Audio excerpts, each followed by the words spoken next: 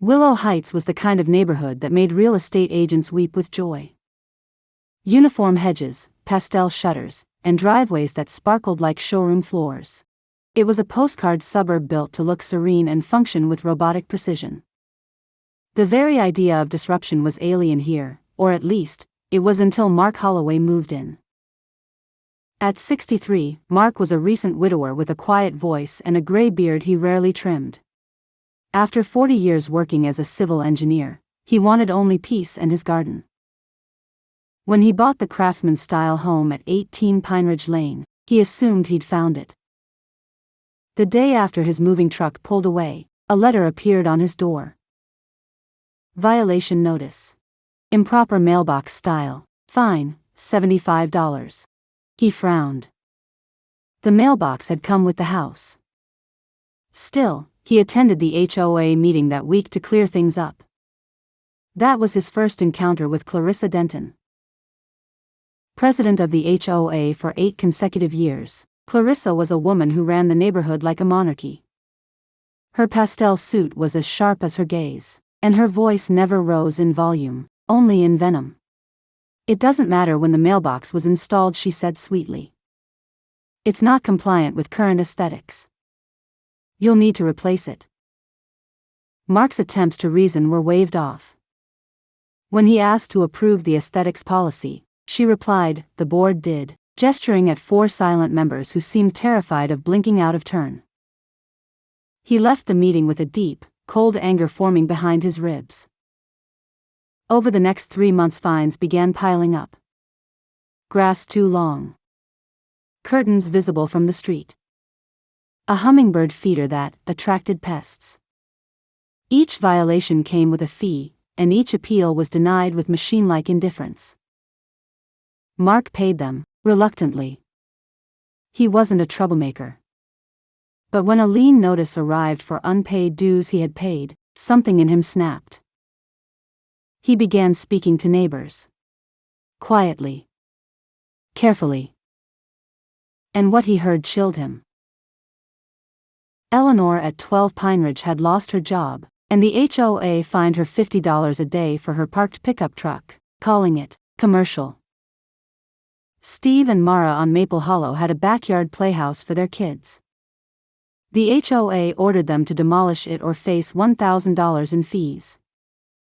Even worse, some of the vendors contracted by the HOA were shell companies, no work done, but big checks cashed. Mark requested HOA financials under the bylaws. Clarissa stonewalled him, citing pending audit procedures. He knew then she was hiding something.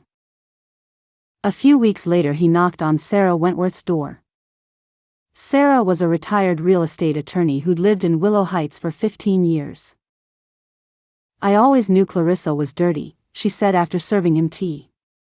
"But you know what happens when you raise your voice. You get fined. You get harassed.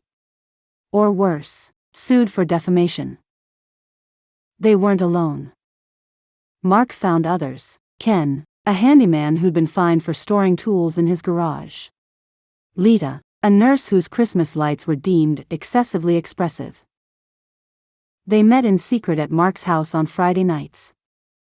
And when Mark introduced Aiden, his godson's teenage boy who loved computers and hacking, the tide began to turn. They called it Operation Sunset. Step 1. Collect evidence. Mark set up discreet security cameras around his property. Over the next weeks, Clarissa and a board member, Gregory Marsh, visited to issue threats in person, unaware they were being recorded. Step 2. Create a shell landscaping company, Greenscape Solutions, on paper with a fake website and all. Sarah wrote up contracts.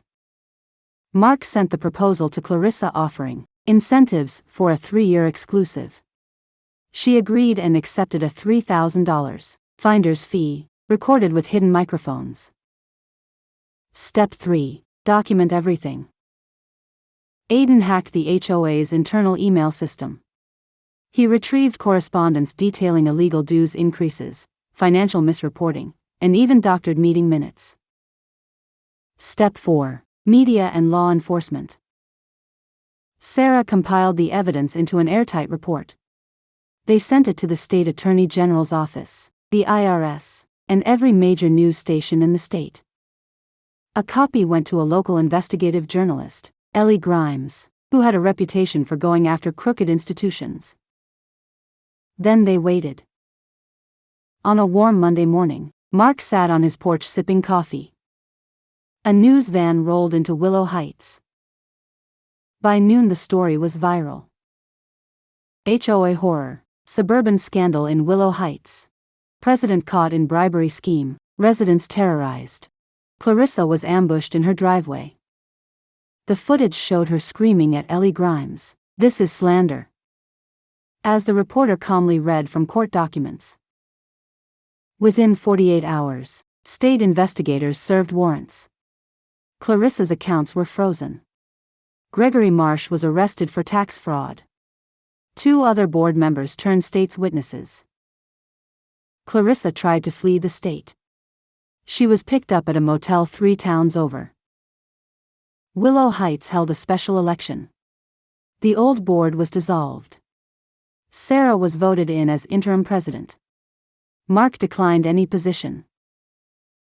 The HOA was restructured into a resident-led cooperative council. No more arbitrary fines.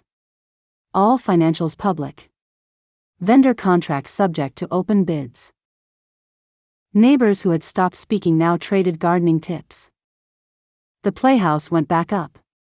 Eleanor planted roses again. Mark used his settlement, part of a class action, to buy and repurpose the old HOA office. It became a community garden. Every plant had a placard with a name, one for each victim of the HOA's abuse. Months later, Clarissa Denton sat in her prison cell. Mail was rare. But today there was a pile. Each envelope bore the same return address, Willow Heights. One contained a photo of Mark's mailbox, still standing, slightly crooked now, but proud. Another had just 4 words scrawled inside, "We got our home." Clarissa crumpled it in fury. Back in Willow Heights, Mark clipped a rose from the garden. He smiled as children laughed nearby. He didn't believe in vengeance, not exactly. But justice? Justice bloomed like spring.